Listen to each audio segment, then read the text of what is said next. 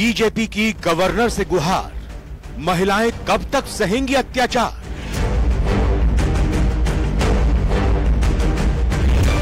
महिला सुरक्षा पर छिड़ा घमासान, बेटियां कब तक सहेंगी अपमान।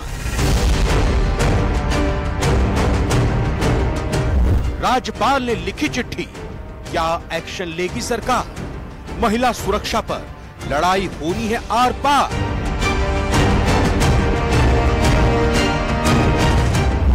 महिला सुरक्षा पर आर या पार।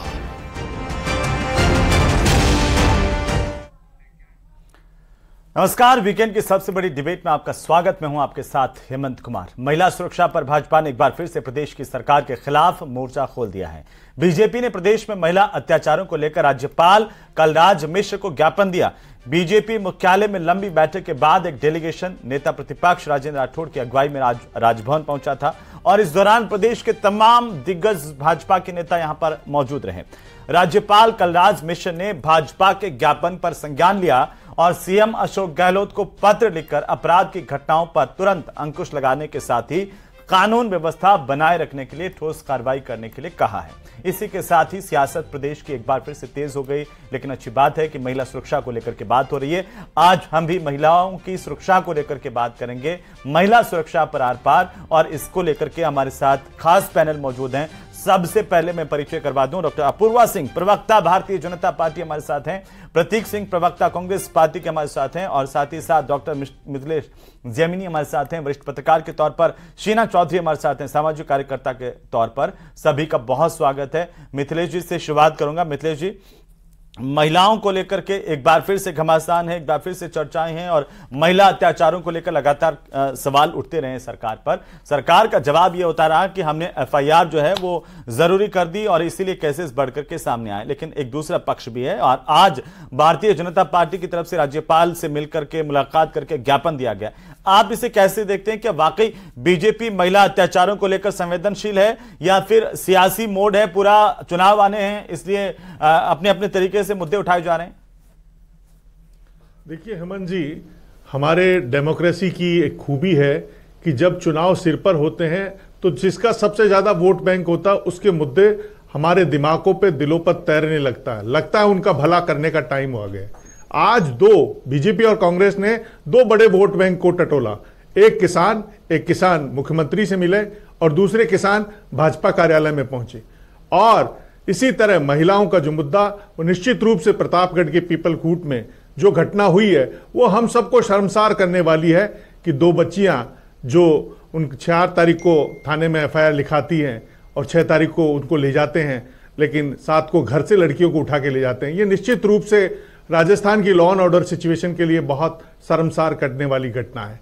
2018 से हम कंपैरिजन करें तो जो रेप के आंकड़े हैं उस जमाने में 12-13 थे, अब बढ़ के 17, 17.5, 18 तक पहुंच गए।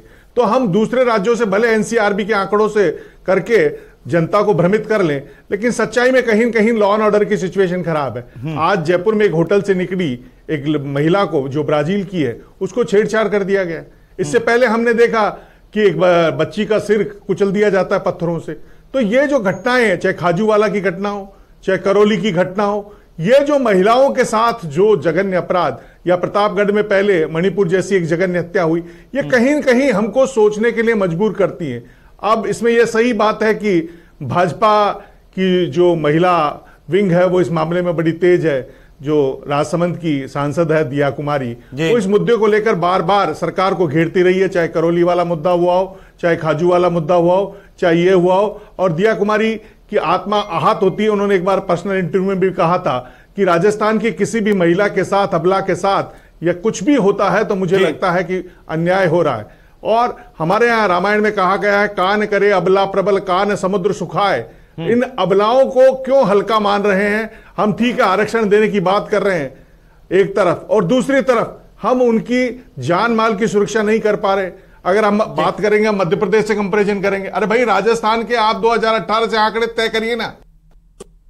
ये बहुत गंभीर है। ये आप जो बात कर रहे हैं जमीनी साहब, ये बहुत गंभीर है। चाहे कोई इस पर कुछ भी कहे, या कोई ये कहे कि आप आजकल आरएलपी पर ध्यान दे रहे हैं या फिर किसी और पर ध्यान दे रहे हैं, लेकिन जो सत्ता में बैठे हुए हैं उनकी जवाबदेही तो तय होनी चाहिए महिलाओं के मुद्दों को लेकर के, चाहे इश्यूज कानून व्यवस्था को लेकर के आते हैं। शीना चौधरी जी, एक टिप्पणी में आपसे चाहता हूं, ये बढ़ते हुए आंकड़े और जो मिथिलेश जैमिनी जी बात कर रहे हैं, आप इसे कैसे देख पा रही हैं और वजह क्या है कि राजस्थान में रोजाना इस तरह की घटनाएं हो रही है? अभी मैं पिछले दिनों से लगातार हम देखें शीना जी, तो एक भी जिला ऐसा नहीं है जहां पर महिलाओं को लेकर के गंभीर अत्याचारों की घटनाएं नहीं सामने आई है। जी, मैं सर की बात से बिल्कुल सहमत करती हूँ। बस एक चीज के महिलाएं अबला तो नहीं है। जब हम अपनी सिक्योरिटी, अपनी सुरक्षा की मांग करते हैं तो हम कोई एहसान नहीं, हम अपना सिर्फ अधिकार मांग रहे हैं। एनसीआरबी डेटा की सर ने बात की, पिछले जो 2021 का डेटा जो 2022 अगस्त में आया था, उसमें राजस्थान और पिछले 3 साल का भी अगर आप डेटा उठा के देखें, मैंने 5 साल का तो नहीं 3 साल का उठा के देखा है, राजस्थान नंबर 1 स्टेट था पूरे भारतवर्ष में जिसमें highest number of crimes against women थे and highest number of rapes महिलाओं के साथ जो किए गए थे, राजस्थान उसमें नंबर 1 था। इस सब माहौल के बीच हमारे मुख्यमंत्री अशोक गहलोत जी का जो स्टेटमेंट आया था वो ये था कि आधे से ज्यादा केसेस इनमें से फॉल्स है और इन सब महिलाओं के खिलाफ कार्यवाही की जाएगी। उसके 3 दिन बाद जो राजस्थान का जो विमेन्स कमीशन है उसने ये अपना लेटर निकाला था कि पुलिस कम से कम भी 40 केसेस आइडेंटिफाई किए थे उन्होंने, जिसमें वो महिलाओं के अगेंस्ट एक्शन लेने वाली थी जिन केसेस में उनके हिसाब से फॉल्स केसेस किए गए हैं। और इस प्रकार की अगर प्रोसेसेस और इस प्रकार के अगर मैकेनिज्म्स होंगे तो जो वो केसेस, आप ठीक है आप कह सकते हैं कि 1 केस गलत है, 2 केस गलत है, 10 केस गलत है, लेकिन अगर आप इस तरीके का पॉलिसी में चेंज करेंगे तो वो महिलाएं जिनके केसेस सही भी हैं वो भी एक्सेस नहीं कर पाएंगी उन जस्टिस मैकेनिज्म्स को, उन प्रणालियों को जिनके थ्रू उनको न्याय मिल सकता है।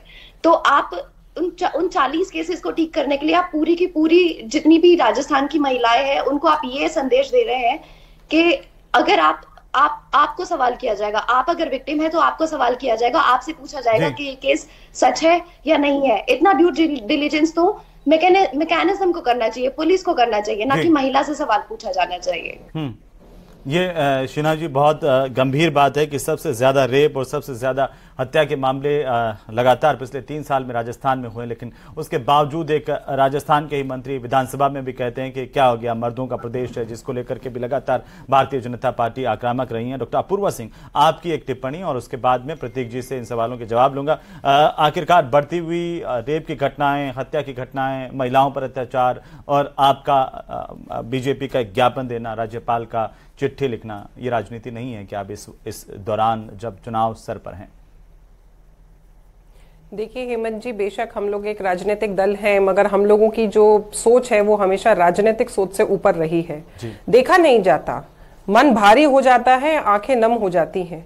देखा नहीं जाता, जब अखबार को उठाते हैं और रोज बेटियों की सिसकियां, चित्कारें और चिताओं की अग्नि की ताप उस अखबार में से देखने को मिलती है तो देखा नहीं जाता, सहा नहीं जाता, रहा नहीं जाता कहे बिना। और अब जब शासन यहाँ पे गहलोत सरकार का है तो अगर हम उनके विरोध में जाकर के ज्ञापन नहीं दे तो और हम क्या करें? हम अगर एट्रोसिटीज अगेंस्ट वुमेन के अगेंस्ट में जाकर के हम आंदोलन नहीं करें तो हम क्या करें? अब अगर हम वो करते हैं तो हम पे ये आरोप लगा दिया जाता है कि इसने पूरा जो आवरण है वो राजनीतिक पहन रखा है। मगर आप बताइए, पिछले 2021 का अगर मैं आपको आंकड़ा बताऊं तो 6,337 वुमेन्स जो है वो विक्टिम थी, और वही 2022 आते आते 7093 वाज द डाटा। तो ऐसा क्यों हो रहा है? कितने सारे केसेस आप ऐसे पाएंगे कि बच्चियां जो है वो पुलिस स्टेशन जा रही है, पुलिस रक्षक की भक्षक बन गई, चिकित्सा के मंदिर सुरक्षित नहीं रहे, बच्चियां हॉस्पिटल जा रही हैं, हॉस्पिटल के अंदर वो रेप की विक्टिम बन रही है, कोई ना कोई सरकारी कर्मचारी उसको रेप का विक्टिम बना लेता है, स्कूल जाते हैं टीचर सुरक्षित नहीं रख रहे हैं बच्चियों को। इसका मतलब क्या है? अगर सरकारी कर्मचारी भी जो है वो अगर बच्ची को विक्टिम बना रहा है रेप का, तो आप ये तो मान के चलिए कि उसको सरकार का भय है ही नहीं। जो सरकार के तंत्र में शामिल हुआ बैठा है वही भक्षक अगर बन जाएगा तो बताइए बच्चियां जाएं तो जाएं कहां? अभी पीपलकूट की घटना देखिए, कोटा के अंदर सरेआम उस महिला का जैसे गला रेत दिया।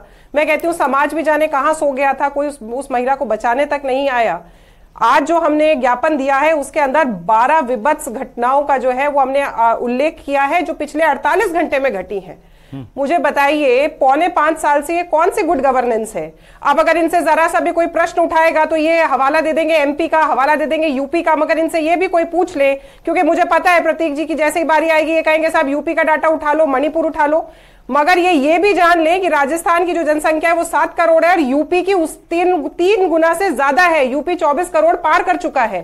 तो जो डाटा इनके ज्यादा दिख रहे हैं वो इसलिए भी दिख रहे हैं क्योंकि वहां की जनसंख्या ज्यादा है। मगर यूपी ने लॉ एंड ऑर्डर को कितने अच्छे तरीके से कंट्रोल किया है, इसको पूरा देश जो है वो नजीर मान के अपने राज्यों में लागू करने का प्रयास कर रहा है। तो मैं ये कहना चाहूंगी, हमारा अनुरोध है राजस्थान सरकार से कि वैसे तो अब दिन शेष नहीं रहे, 50 दिन बाद में तो वैसे भी हम सत्ता संभाल के और हम आश्वस्त करते हैं कि हम नारियों को सुरक्षा 100% सुरक्षित वातावरण देंगे, उनके हौसलों को उड़ान देंगे, उनके सपनों को एक मैदान देंगे। मगर फिर भी हम इनसे अनुरोध करते हैं कि 50 दिन और शेष बचे हैं। प्रत्येक दिन अगर 18 बच्चियों के साथ में घटना हो रही है तो 50 दिन के अंदर और कितनी जिंदगियां तबाह हो जाएंगी, इनको संभाल लेना चाहिए। अब जरा उनकी चिता की आंख और उनकी सिसकियां और चित्कारें भी इनको सुन लेनी चाहिए। जी, और आप ये ठीक कर रही हैं कि बात में हम दूसरे राज्यों की तरफ ना झांक करके अपने यहाँ पर क्या कि एक राजस्थानी में कहावत है कि डूंगर पर बढ़ती दिखे पगाम बढ़ती दिन कौन दिखे। तो हमारे यहाँ पर खुद में क्या हो रहा है वो भी हमें देखना चाहिए, लेकिन वहां पर भी हो रहा है। उज्जैन की घटना हमने देखी, एक नाबालिग के साथ रेप हुआ और वो गुहार लगाती हुए घरों के सामने से बिना कपड़ों के निकल रही थी। वो घटना को भी हम नजरअंदाज नहीं कर सकते, लेकिन चूंकि हम राजस्थान की बात कर रहे हैं इसलिए जिम्मेदारों का ये फर्ज बनता है कि राजस्थान पर बात करें, राजस्थान को लेकर जवाब दें। प्रतीक जी, राज्यपाल खुद चिट्ठी लिख करके जब कह रहे हैं कि कड़ाई से जो कानून की पालना हो, महिला अत्याचारों पर लगाम लगे, तो कुछ तो संजीदा होना चाहिए। बोलिए। देखिए हेमंत जी, मेरे पास में एक क्राइम इन इंडिया एनसीआरबी की रिपोर्ट है 2021 की, और 21 के आंकड़े सबके सामने है। लेकिन अपूर्वा जी जो 2022 के आंकड़े दे रही थी वो पता नहीं हवा हवाई है, क्योंकि 2022 की जो एनसीआरबी की रिपोर्ट अगस्त में आनी थी वो अक्टूबर हो गया, अभी तक नहीं आई है। तो इससे तो ये संजीदगी पता लगती है केंद्र सरकार की, पहले तो कि कितना संजीदा है वो इंडिया में क्राइम को लेकर के। दूसरी ये बोल रहे थे कि बात नहीं करनी चाहिए दूसरे प्रदेश की, सही है। मैं राजस्थान की भी बात करूंगा और मैं दूसरे राज्यों की भी बात करूंगा। जब पिछली वसुंधरा राजे जी की सरकार थी, एक महिला मुख्यमंत्री थी, तो जो अनुसंधान का समय था जो इसके महिला अपराधों के अंदर वो 435 दिन था, जो हमने कम करके 54 दिन किया। हमने 2 दिन के अंदर सजा दिलाई है, हमने 9 दिन के अंदर सजा दिलाई है, हमने 36 दिन के अंदर सजा दिलाई है। और ये कह रहे यूपी में क्राइम नहीं है। हमने हाथरस देखा, कठुआ देखा, उन्नाव देखा, और वहां पे भी आपको बताऊंगा हत्या के साथ बलात्कार में उत्तर प्रदेश नंबर 1 पे 48 केस के साथ में, दहेज के लिए हत्या के लिए उत्तर प्रदेश नंबर 1 में 2222 केस। तो और जो 6000 केस बता रहे थे और मुख्यमंत्री जी का जो कोट कर रहे थे वो मुख्यमंत्री जी का नहीं है। इस एनसीआरबी की रिपोर्ट के में लिखा हुआ है कि राजस्थान में जितनी घटनाएं दर्ज हुई उसमें से 56% मुकदमे झूठे पाए गए। ये ना मुख्यमंत्री जी कह रहे हैं, ना राजस्थान की सरकार कह रही है, ना कांग्रेस पार्टी कह रही है, ये इन्हीं के द्वारा संचालित एनसीआरबी की रिपोर्ट कह रही है। अब दूसरी बात पे आता हूं, क्यों लोगों के हौसले बढ़ते हैं जब वो देखते हैं कि जो दिया कुमारी यहां महिला अपराध की बात तो करती है, लेकिन इनका साथी सांसद में ब्रजभूषण शरण सिंह बैठा रहता है, जिसके खिलाफ महिला पहलवान बार बार बोलती है, दिल्ली पुलिस बोलती है कि उन्होंने अपराध किया, तो उसके खिलाफ क्यों नहीं बोलती है?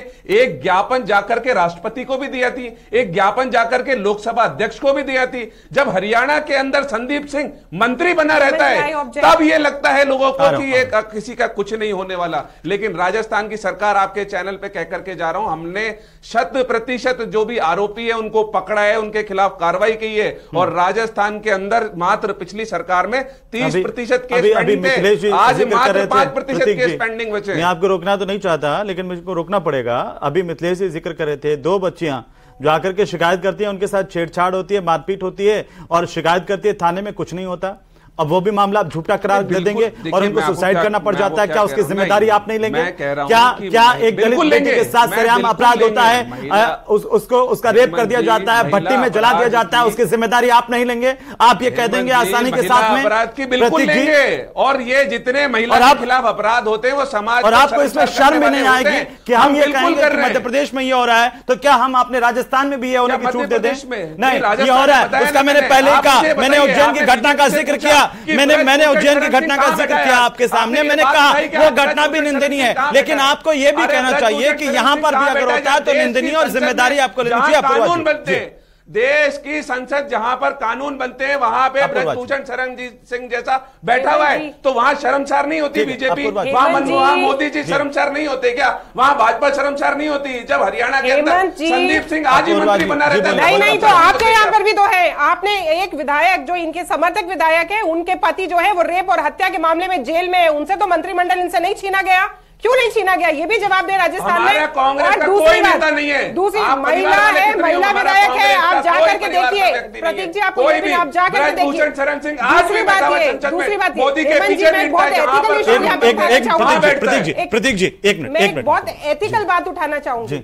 दूसरे के घर में अगर कोई दुर्घटना घट जाती है तो हमारे घर में भी हम उसको घटित होने दें, ये कह के कि क्योंकि दूसरे के घर की बेटी मर रही है, दूसरे के घर की लड़की की इज्जत लूट रही है, तो मेरे घर की लड़की की भी इज्जत लूटे।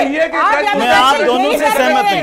अपूर्वा जी, मैं आपकी बात से भी सहमत नहीं हूं, और प्रतीक जी आप जो कह रहे हैं ना कि वहां ऐसा हो रहा है, उससे भी सहमत नहीं हूं। मिथिलेश जैमिनी, एक टिप्पणी चाहता हूं। कांग्रेस कहती है कि वहां पर ऐसा हो रहा है, बीजेपी कह रही है कि आपके यहां पर भी ऐसा हो रहा है, तो क्या ये प्रतिस्पर्धा है क्या कि किसका कुर्ता ज्यादा सफेद है, किसने कैसे धोया है? दाग तो दाग है ना। देखिए, ये सियासत में जो सुचिता की दरकार है वो दर्शाती है कि हम हमारे हर देशवासी, हर प्रदेशवासी को जो वादा करके जो संविधान में शपथ लेके आते हैं वो पूरी करें। आज हो क्या रहा है? आज हम आंकड़े तो जारी करते हैं, लेकिन ये मालूम नहीं करते हैं कि विधायक ने कितनी बार एसएचओ को फोन किया, कितनी बार डिप्टी को फोन किया, कितनी बार एसपी को फोन करें। कहां है वो आंकड़े? देखिए, ये जरूरत है, क्योंकि राजस्थान में जो सबसे इंपॉर्टेंट चीज है कि क्राइम बढ़ने में कहीं न कहीं जितने भी विधायक हैं जो भाजपा आरोप लगाती है कि मिनी मुख्यमंत्री बन गए, आप उनकी डिटेल निकाल के देखिए कि वो किस क्राइम में कितनी बार फोन करते हैं। किसके कहने से एसएचओ लगता है? जब एसएचओ मैं किसी के पेरोल पे हूं तो मैं तो उसी की बात कहूंगा ना, जिसकी खाऊंगा बाजरी उसकी बजाऊंगा हाजरी। जब मुझे एसपी किसी ने लगाया है, एसएचओ किसी ने लगाया है, तो मैं तो उसकी पहले सुनूंगा, नहीं तो मुझे कल हटा देगा। और राजस्थान में ऐसे कई थाने हैं जिनकी ऊपरी कमाई पर मंथ लाखों रुपए में है, जिसका आपको आंकड़ा देना की जरूरत नहीं है। बेगू के जो विधायक थे विदुड़ी और एसएचओ के बीच में जो हुआ, अखबारों में छपा, में बात करनी थी, आप उसको कहां ले गए? इंपॉर्टेंट जो चीज है वो सबसे इंपॉर्टेंट चीज है कि अगर आप वास्तव में क्राइम को रोकना चाहते हैं तो जो आपकी राजनीति है उसको अलग कर दीजिए, लॉ एंड ऑर्डर को अपना काम करने दीजिए। प्रॉब्लम यह है कि लॉ एंड ऑर्डर में पूरी तरह ये घुसे पड़े हैं। आज जो जयपुर के अधिकतर थाने केवल जमीन के केसों में इंटरेस्ट लेते हैं, क्राइम बढ़ रहा है। ये कई बार की कहानी है। ये तो प्रतीक जी, इससे तो आप दरकिनार नहीं कर सकते ना कि महिला अत्याचार बढ़ा है, दलित अत्याचार बढ़ा है, लड़कियों पर और महिलाओं पर अत्याचार की घटनाओं में इजाफा हुआ, इससे तो दरकिनार नहीं कर सकते ना। 56% मामले आप कह देंगे कि पिछली रिपोर्ट में ऐसा मैं नहीं कह रहा, मैं नहीं कह रहा, ये नहीं है ना, यह रिपोर्ट में भी कहा 56%। उसमें आप झांक के देखिए कि उसमें गलती किसकी है। उसमें भी पुलिस के अनुसंधान की गलती होती है। अगर एक रेप का मामला होता है, 24 घंटे में मेडिकल नहीं करवाते, आप उसको झूठा साबित कर देंगे। आप बोलिए ना, वो कौन जिम्मेदार है? वो दो बच्चियां मरी, 2 बच्चियों ने सुसाइड किया, उसका जिम्मेदार कौन है? क्या पुलिस उसकी जिम्मेदारी लेती है? आपने उस थाने पर कार्रवाई की है क्या? उस एसएचओ पर कार्रवाई की है क्या? कार्रवाई की जाएगी, बिल्कुल जिम्मेदारी तय की जाएगी और उसके खिलाफ कार्रवाई की जाएगी। हेमंत जी, देश के प्रधानमंत्री तो बोलिए, रोज हो रहा है भूषण शरण सिंह के खिलाफ तो हेमंत जी, देश के प्रधानमंत्री कहते हैं संदीप कि राजस्थान में यहाँ की विधायिका कहती है मैं सुरक्षित नहीं हूँ। दिख रही है आपको, यहाँ की विधायिका कहती है महिला विधायक, और वो भी सत्ताधारी पार्टी के विधायक। जी बिल्कुल सही। दिव्या विधायक दूसरा इंपॉर्टेंट रहता है, तो आप किस तरीके के न्याय की बात करते हैं? मुख्यमंत्री अशोक गहलोत कहते हैं कहां बनते कानून संसद में बनते, वहां पर अगर अपराधी बैठे हुए हैं। मैं आता हूं, एक मिनट। अपूर्वा जी एक टिप्पणी, ये भी चलने वाली बात नहीं है कि आप कह दें कि आपके यहाँ तो कार्रवाई नहीं हुई, तो आपके यहाँ कौन सी होगी? ये सवाल तो पूछा जाएगा ना आपसे। हेमंत जी, आपने शायद मेरी आधी बात सुनी, क्योंकि प्रतीक जी इतनी जोर से चिल्ला रहे थे कि आपको शायद सुनाई नहीं दिया। मैंने हेमंत जी विषय ये रखा था कि अगर किसी सामने वाले के घर की बच्ची की अगर आबरू लुट जाती है किसी कारणवश, तो इसका मतलब ये नहीं होता कि मैं भी मेरे घर की बच्ची की आबरू लुटने दूं। मैं प्रिवेंटिव मेजर अपनाऊंगी, मैं लॉ एंड ऑर्डर की सिचुएशन को कंट्रोल करने की, कॉम्बैट करने की, मिटिगेट करने की प्रयास करूंगी। मैं ये कह रही हूँ, इनको ब्रजभूषण शरण सिंह के ऊपर केस भी हुआ, कोर्ट में मुकदमा भी चल रहा है। ब्रजभूषण शरण करण सिंह को लेकर के इन्होंने राजस्थान के अंदर 11 लाख FIR दर्ज करा दी, 35,000 से ज्यादा महिलाओं की आबरू लुटवा दी, हत्याएं करवा दी, प्रत्येक 18 बच्चियां इसका शिकार बन रही हैं। एक केस नैना सानी का हुआ था कि तंदूर में वो जिंदा जली थी, और उसके बाद में अगर कोई दूसरा उदाहरण आया है तो वो भी राजस्थान के भीलवाड़ा में आया। तुलना मत कीजिए, अब ये तुलना मत कीजिए। कुछ दिन बाद में हम वही नेता, आप अभी तुलना कर रहे हैं कि राजस्थान में ऐसा हो गया, वहां पर ऐसा हो गया। अरे भाई, आप जहां पर हैं वहां की जिम्मेदारी तो लीजिए। कुछ दिन बाद में नवरात्रि में हम जा रहे हैं और हम बात करेंगे नारायणी जिम्मेदारी तो ले लीजिए। सबसे पहले मैंने बताया कि 434 दिन जो इनके समय में अनुसंधान का समय लगता था, हमारे समय में हमने कम करके 54 दिन किया।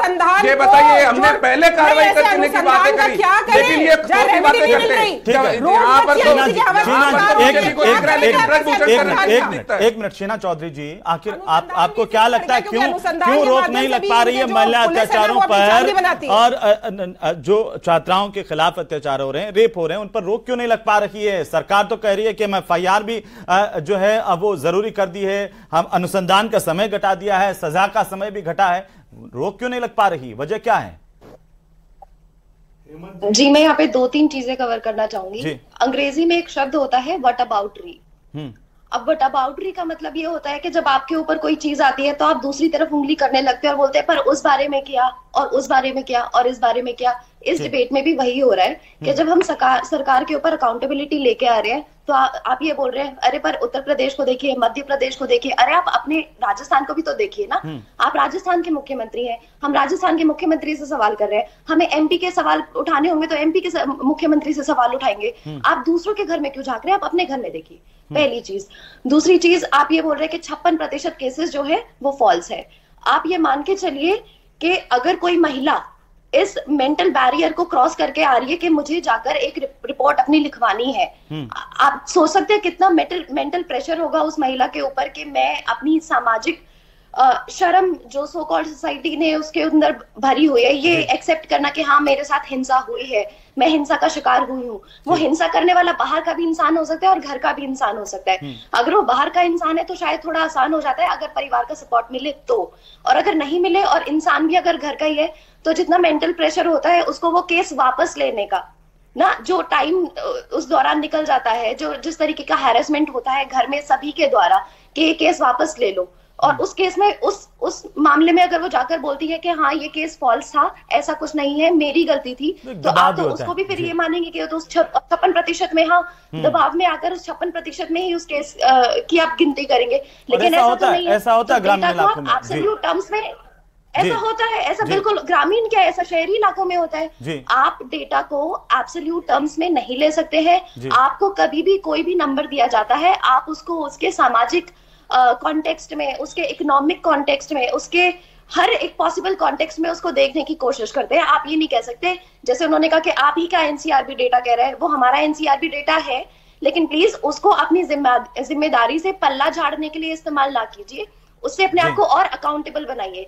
ये देखने की बजाय कि वो 56% केसेस फॉल्स हैं, ये देखिए कि क्या वो एक्चुअली फॉल्स है। रुकेंगे कैसे जी, ये रुकेंगे कैसे? अत्याचार पर लगाम कैसे लग पाएगी? इन केसेस पर लगाम कैसे लग पाए? महिलाएं तो जोर शोर से कह रही हैं कि अत्याचार बढ़ रहे हैं, कैसे? महिलाएं भी कह रही हैं, महिलाओं के संगठन भी कह रहे हैं जी। आज BJP को अब याद आया है, वो कह रहे हैं 50 दिन है आपके पास, प्लीज अपना जो किया आपने पुराना किया है उन पापों को धो लीजिए। सवाल ये है कि उन्होंने पहले भी इस बारे में वो किए हैं। वो देखिए एक अलग पॉलिटिकल एक लाइन हो सकती है, लेकिन सच्चाई समाज की यही है। हो सकता है वो किसी भी राजनीतिक दल का हो सकता है, उन्होंने पहले भी आंदोलन किए, वो भी हमने देखे हैं, लेकिन एक जिम्मेदारी के साथ हमें इस पर सोचना पड़ेगा। फिलहाल बहुत शुक्रिया हमारे साथ इस चर्चा में शामिल होने के लिए। हमें सोचना पड़ेगा कि आखिरकार ये महिलाओं के खिलाफ अत्याचार के मामले क्यों बढ़ रहे हैं, संवेदनशीलता के साथ इन पर क्या और कुछ किया जाना जरूरी है। नमस्कार।